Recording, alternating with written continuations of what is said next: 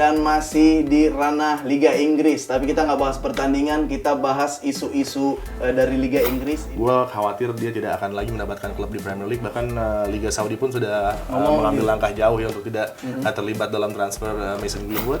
Ketika attitude-nya tidak bagus, ya pasti dampaknya pasti untuk dirinya sendiri dan orang tua yang mengalami kerugian.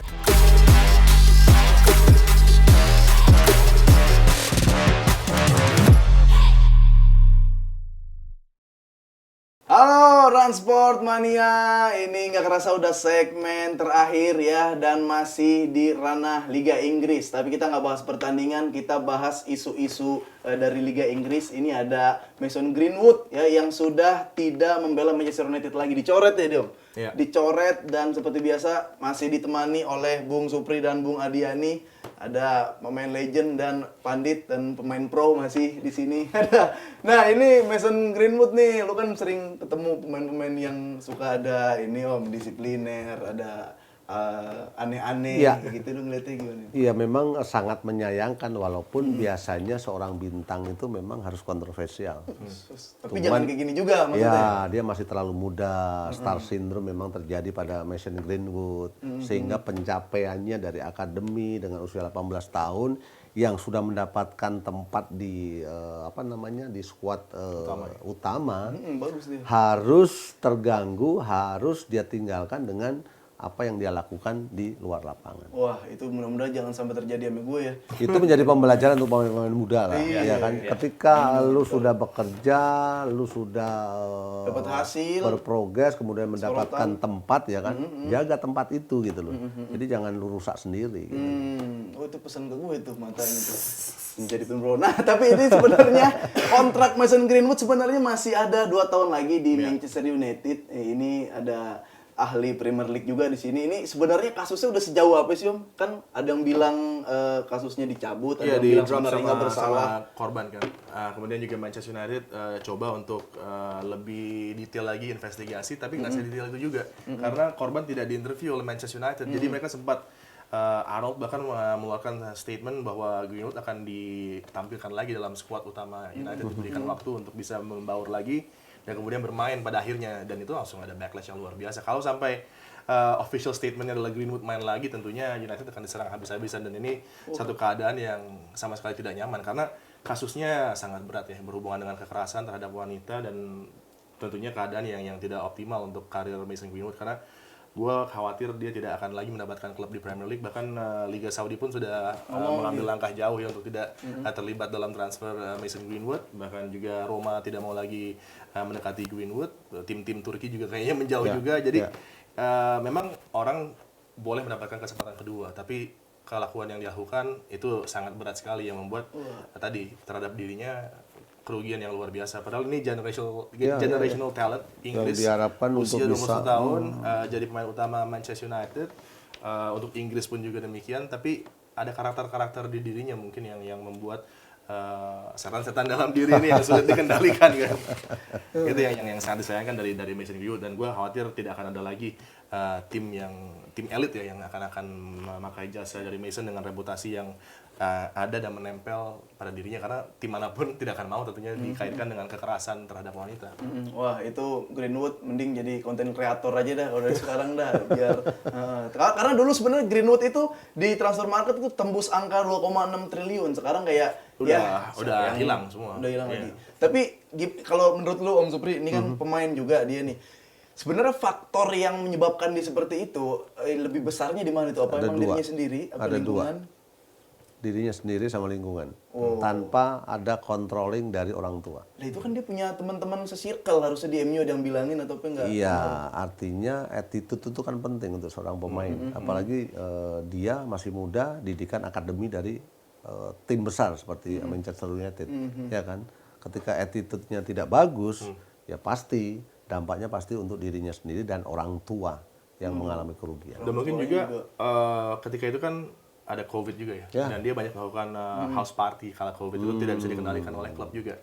Dan mungkin kalau dulu ada Ravel Morrison yang perilakunya hampir sama tapi terdeteksi awal oleh Sir Alex. Betul. Dan ini mungkin yang hilang di situ, pelatih yang sifat kebapaan yang lebih ke bawah untuk menjaga pemain. Ini ada proteksi yang tidak diberikan optimal oleh Manchester United kepada pemainnya sehingga dia bisa melakukan hal-hal ini. Bahkan dengan Inggris juga sama kan. Betul. Dia melakukan hal-hal yang tidak sepatutnya dilakukan kala itu dia away di Iceland. Kalau nggak Ya. salah. Iya, iya, tapi ini ada apa namanya apa sih?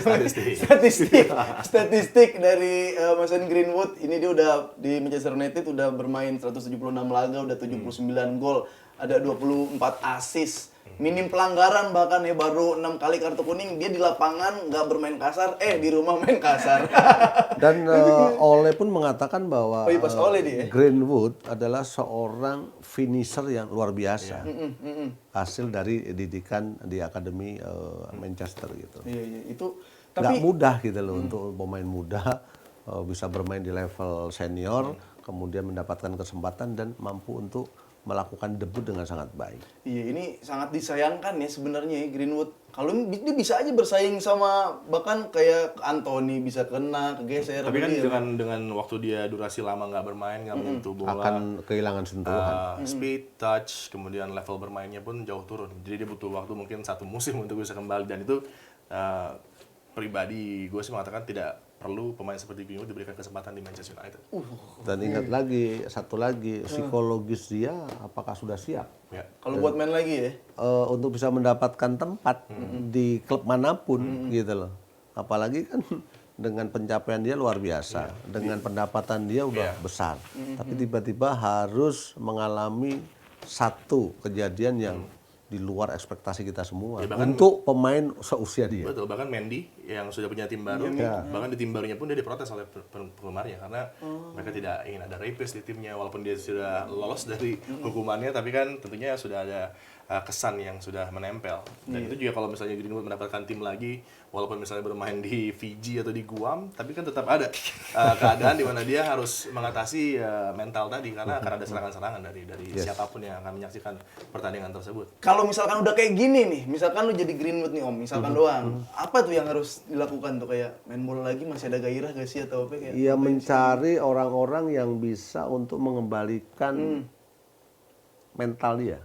Psikiater mungkin, kalau enggak orang tua yang harus bisa lebih melakukan pendekatan, walaupun nggak mudah gitu loh. Tapi kembali lagi ke dalam diri dari Greenwood sendiri. Greenwood-nya. Apakah dia memang memiliki mental pemenang yang luar biasa untuk bisa comeback dengan statusnya yang sudah tidak diperpanjang oleh Manchester United. ya kan, walaupun kan sebenarnya kan kontraknya masih di 2 tahun ada. gitu. Iya, itu dia. Tapi kalau lu gimana itu? Maksudnya Greenwood ini masih muda gitu kan, potensi gede gitu. Main bola lagi gak kira-kira nih dia? Dia harus berpikir untuk cari bidang lain ya. Gua khawatir tadi karena tidak akan ada klub yang mengambil dia. Sorry gua potong. Contoh kan Balotelli, ya Dia kan, tuh, di Itali. Bagaimana seorang Balotelli yang selalu menjadikan pilihan utama untuk striker tim nasional Itali dengan memiliki karakter yang sama, secara psikologis kan sulit juga untuk bisa bermain secara konsisten, kemudian berada di satu klub besar ya kan. Toh sepanjang dia tidak bisa mengobati dalam tanda kutip dirinya sendiri, dia akan sulit untuk perform dan kembali dipanggil tim nasional kembali. Belum ada pemain yang iseng ketemu musuh gitu kan, musuhnya ngingetin, ditempel sambil ngomong kasus gimana nih kasus, gitu kan. Pikiran lagi dia. Tapi gimana Om, langkah yang diambil tadi ada, atau sekalian gini deh buat pemain-pemain muda di Indonesia nih gitu kan, apa yang bisa hikmah yang bisa diambil dari Greenwood nih, Mason Greenwood nih. Ya, ketika sudah mendapatkan kesuksesan harus dikelilingi oleh keluarga yang solid, teman-teman yang tepat, dan teman-teman lama terutama yang harus tetap menjadi bagian dari sosialisasi per hari, ketimbang dengan teman-teman yang baru dikenal ketika sudah mendapatkan uang. Wah, beda tuh, Keadaan beda yang tuh. susah. Beda. Iya. Kalau lu Om, gimana Om pesan? Harus humble tetap gitu kan. Ya kan, jadilah dirinya sendiri ya kan, kemudian bergaul, mencari teman yang untuk selalu bisa mensupport karir, bukan malah mendekatkan pada akhir dari karir. Negatif. Gitu. Itu dia. Kemudian juga orang tua juga harus selalu mengontrol ya kan, bagaimana waktu dan kinerja putranya di luar lapangan. Iya, emang dia kurang bonding juga kali ya, jarang video call dia orang tua. Gua kemarin kan masih dianterin orang tua, beda sama Greenwood. Tapi Greenwood kalau mau Tiba-tiba lu sekarang kan udah dikontrak sama Persib. Apa yang lu rasain sekarang? yang ngerasain, ya, sebenarnya kan main bola tuh kayak jadi cita-cita gua kan, kayak emang jangan main bola deh, ngobrol kayak gini aja nih sama Pandit sama expert itu salah satu cita-cita gua. Mantap. Tapi humble kan, tetap. Mudah-mudahan jangan sampai jadi kayak Waduh, Greenwood. jangan. Iya, itu dia. Afif Wood ya.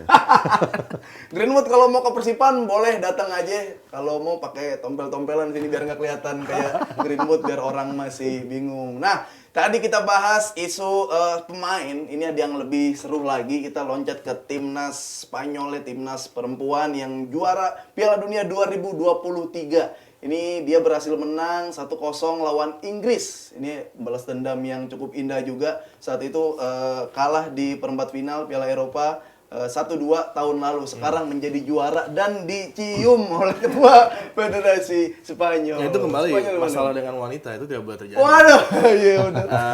Sebenarnya Jennifer Hermoso kan yang Hermoso. dicium.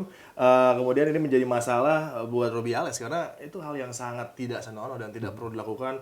Satu gerakan mungkin power dari pria terhadap wanita yang dipertunjukkan di umum, untasteful dan sangat menjijikan. Ini hal-hal yang membuat wajar antara coaching staff federasi dan juga tim wanita Spanyol ada kendala dimulai dari Euro ketika mereka menganggap bahwa coaching staff tidak mempersiapkan mereka dengan optimal, tidak ada latihan yang optimal untuk mereka tanding sehingga mereka tidak tampil dengan 100% kemampuan. Ini juga mereka protes, kemudian mereka 15 pemain yang ada di squad itu menarik mundur dari squad, tapi kemudian ada 3 yang akhirnya masuk lagi kan. Dan ini juga bukti sebenarnya talent pool dari Spanyol luar biasa di wanita, tapi hal-hal yang tidak perlu terjadi. Bahkan di selebrasinya kita lihat antara coaching staff, pelatih dengan pemain jauh terpisah.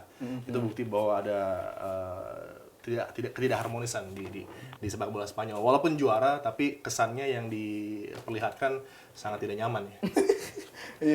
Kalau gue menyoroti satu itu ya kan yang udah dijelasin sama Riani, tapi yang menarik bagaimana di penyisian mereka sempat kalah dengan Jepang dengan skor 4-0 dan sampai mereka itu bisa di partai puncak, artinya kan mereka memiliki mentality yang sangat kuat.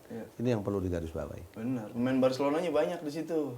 Pemain Barsanya tuh banyak tuh. Ngaruh ya? Ngaruh ya, 2010 aja Spanyol main Barcelonanya banyak, itu dia. Tapi pencapaian nih, kalau kita bahas pencapaian ini bisa menjadi cambuk kan nih buat timnas pria belakangan ini ya.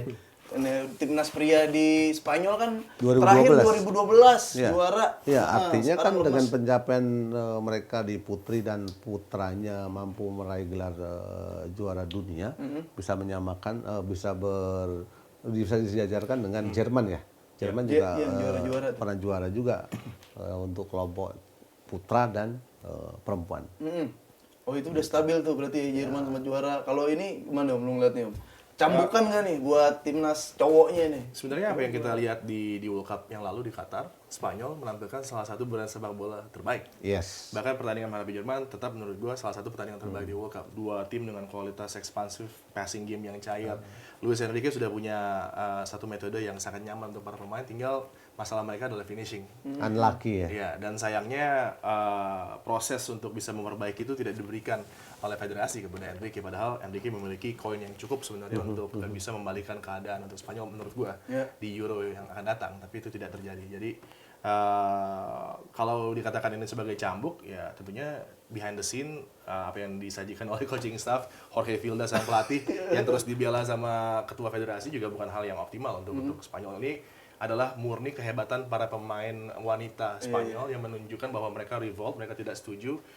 Tapi kalaupun mereka tidak digubris oleh federasi dan juga oleh coaching staff, mereka bisa tampil dengan baik, buktinya bisa meraih gelar, dan sekarang pemerintah berada di belakang mereka karena akan dibubarin sepertinya federasi dan coaching staff yang merusak keadaan ini. Iya emang ternyata punya mental ya, yang udah pemain-pemain ini kreditnya harus diberikan kepada para pemain. Harus diapresiasi juga kan. Iya, ini perbedaan dari pemain dari timnas wanita dan pria. Ini kalau kita bahas timnas Spanyol pria itu 2014 nih gugur di babak grup, 2018 di 16 besar, 2022 di 16 besar, Euro juga 2016 di 16 besar, terus 2021 di semifinal. Semifinal. Itu Artinya apa itu? merebut lebih mudah daripada mempertahankan. Lah dulu Mas, striker Torres, David Villa, sekarang Udah Morata. pensiun.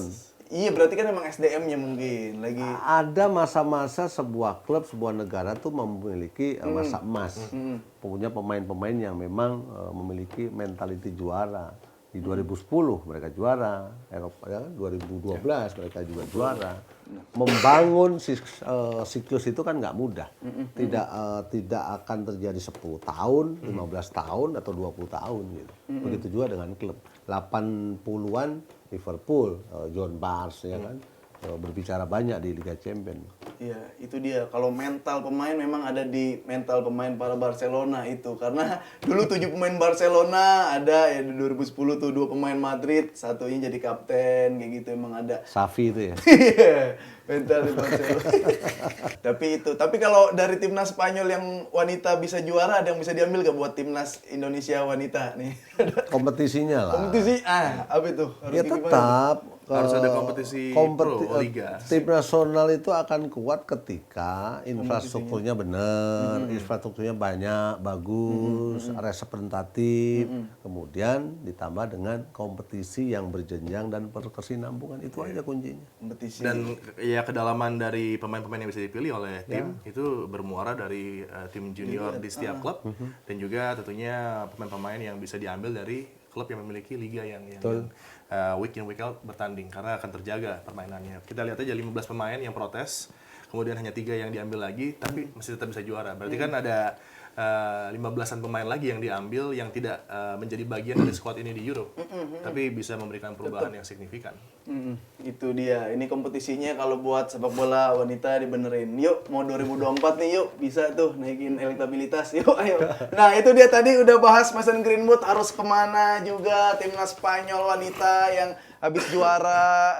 Apa yang harus dilakukan oleh timnas Spanyol pria. Nah, ini nggak kerasa udah di penghujung acara. Terima kasih buat Bung Adiani, buat Bung Supri. Ya, ini dari Liga 1 udah kita bahas tadi Mason Greenwood, juga Liga Inggris. Jadi buat Transport Mania yang mau nih dibahas apa bisa langsung aja di komen, dan jangan lupa di komen, like dan subscribe channel YouTube Transportainment. Oke, kalau gitu Afif Safi di sini pamit undur diri, mewakili Bung Supri dan Bung Adi pamit. Sampai ketemu lagi di Kick and Runs minggu depan. Dadah.